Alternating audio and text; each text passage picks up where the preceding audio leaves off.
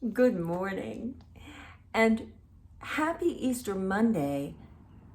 Don't, whatever you do today, don't let the wonder of Easter escape you. Don't let the truth and the conviction of Easter celebration be only on Easter Sunday. Let's celebrate it every day. He is risen. He is risen indeed. And this morning, today, as you go into this week, would you remember with me how much He loves us, how much He loves me, how much He loves you? He loves us. I was reading in Psalm chapter 56 earlier this week, and I would like to read it to you and talk to you about praying. You know, I know that sometimes when we hear about praying, and I've said this before, it feels like condemnation, but there is therefore now no condemnation to him who's in Christ Jesus. And I want to come to you and talk to you about prayer because, listen, He cares. He loves us. He gave His life for us. Jesus went to the grave for us. Sinless man took on sin, went to the grave for us, and defeated death there. He was raised in 3 days. He is so kind, so loving, so merciful. He loves you. He loves me. And He hears us when we cry. Take a look at Psalm 18. Maybe we'll talk a little bit about Psalm 18 next week. This week, we're going to talk a little bit about Psalm chapter 56. And David wrote this psalm. He was running from Saul. And the Philistines, his enemies, had conquered him. This is after he defeated the giant Goliath. And David says, "Be merciful to me, my God, for my enemies are in hot pursuit. All day long they press their attack. My adversaries pursue me all day long. In their pride, they're attacking me. When I'm afraid, I put my trust in you. In God, whose word I praise. In God I trust and am not afraid. What can mere mortals do to me? All day long, they twist my words. All their schemes are for my ruin. They compromise. They lurk. They watch my steps, hoping to take my life. Because of their wickedness, do not let them escape. In your anger, God, bring the nations down. Record my misery. List my tears on your scroll. Are they not in your record? Then my enemies will turn back when I call for help. By this I know that God is for me. In God, whose word I praise. In the Lord, whose word I praise. In God I trust and am not afraid. What can man do to me? I am under vows to you, my God. I will present my thank offerings to you, for you have delivered me from death and my feet from stumbling, that I may walk before God in the light of life. I want to talk today about praying to God in truth. In the truth of what I believe in the moment. And it might not be eternal truth. It might not be God's truth, but do I trust Him enough to cry out to Him with the true, guttural, maybe even dark truth of what I'm feeling, believing, hoping for? Arrogant foes are attacking me. Ruthless people are trying to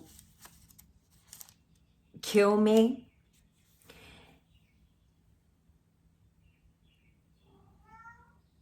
And He actually says, because of their wickedness, do not let them escape. In your anger, God, bring their nations down. Do I trust God enough to to ask him to defeat my enemies. Who even is my enemy? Am I even allowed to have an enemy? These are all things that we can wrestle with every day. But I tell you this, that David wrote some serious psalms of lament, of regret, of even like retribution and anger. Get 'em, God, kind of psalms. He wasn't afraid to say, Lord, they're messing with me. I'm your guy. Get 'em, God. He wasn't afraid to say it on a personal level, on a military level, on a national level. He prayed his true guttural feelings to God. Now, let me ask you something. How often am I proud in my prayers? What's keeping me from bringing all the small things and the big things to the Lord? How often am I proud when I pray? Too proud to tell you how I really feel, God. Let's shine this up a little bit. Let's make this sound a little better than what's really swirling around in me, when what he truly wants is for us to release our heart to him. Release the true feelings that we're having to him, and he'll meet us there. Do I trust him enough to know that he'll meet me there when it's not all polished up, when it's not looking good, when I'm asking him to bury someone up to their neck and release the red ants on their head? I mean, would I ever pray that? No, come on. Am I confident enough in his love for me and his wisdom over me and his truth to me? Do I trust him enough to believe that I can release what's in my heart? And okay, so maybe it is releasing, would you bury them up to their neck and release the red ants?